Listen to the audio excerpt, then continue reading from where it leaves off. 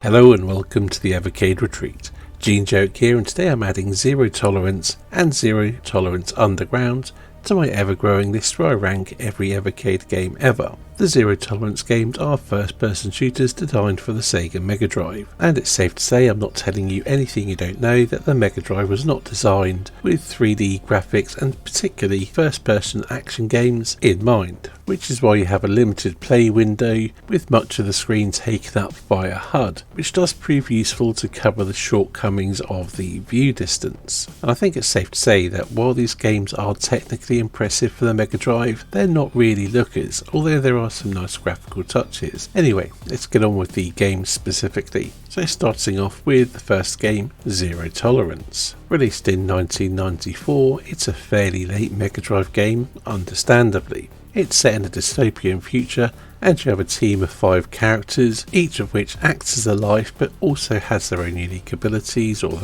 unique loadout of weapons, and you have to take your team and infiltrate the Europa space station, and the story takes you from there. As far as first person shooters go, it's probably closer to Wolfenstein than say Doom. I don't mean in plot terms, but levels are entirely over one level, but given the hardware, would you expect anything else? Where the game does offer up some variety from the norm with first person shooters is with the multiple characters. As I mentioned, each one acts as a life and they have different loadouts. They also have different strengths and weaknesses. As you have these 5 characters and they are effectively lives, so when a character is dead, that's it, they're out of the game, and you have these 5 lives to get through 40 levels. It adds a sort of strategic element to it, but the real question is, how does it play? Well, the small viewport is a hindrance and the frame rate isn't the best. Naturally, being for the Mega Drive, it doesn't have twin stick controls or anything. Turning can be a little bit sluggish, but it does compromise in allowing you to strafe, but the enemies can often move quite quickly.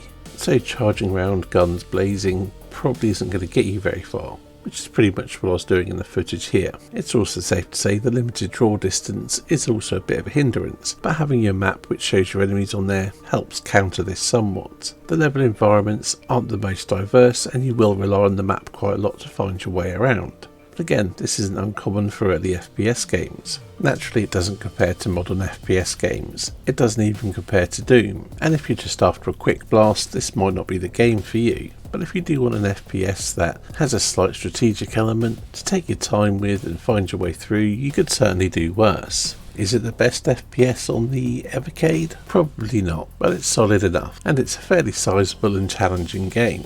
Oh, just realised I spoke about the graphics and everything on the game, but I didn't talk about the sounds, which are solid enough. The music is there. I wouldn't say it's memorable, but it suits the atmosphere quite well. Again, and the actual shooting sound effects are quite satisfying. But overall, I must say I do find the game can get a bit tedious. I very much have to be in the mood to play it, and having beaten it once, I don't really feel much inclination to try and do it again. To place it in my overall ranking of every Evercade game, I would have to put it above Super Burger Time, but below Worm's Blast. So moving on to Zero Tolerance Underground, which isn't exactly a sequel. It was a bunch of levels which were going to be in an expanded edition for the Mega CD. As such, it's essentially a mission pack or a DLC if you like. There's fewer levels here with only 9, although there are some mild improvements. There's more control options as it was designed for a 6-button controller, although personally I actually prefer using the traditional method found in the original game.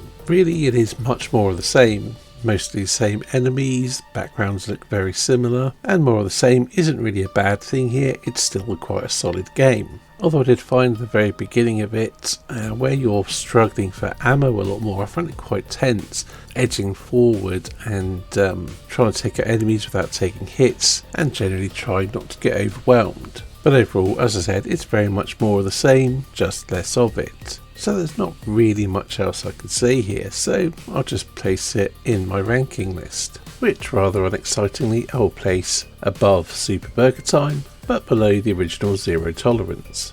Well, that's it for this video. Thank you for watching, and I'll see you in the next one.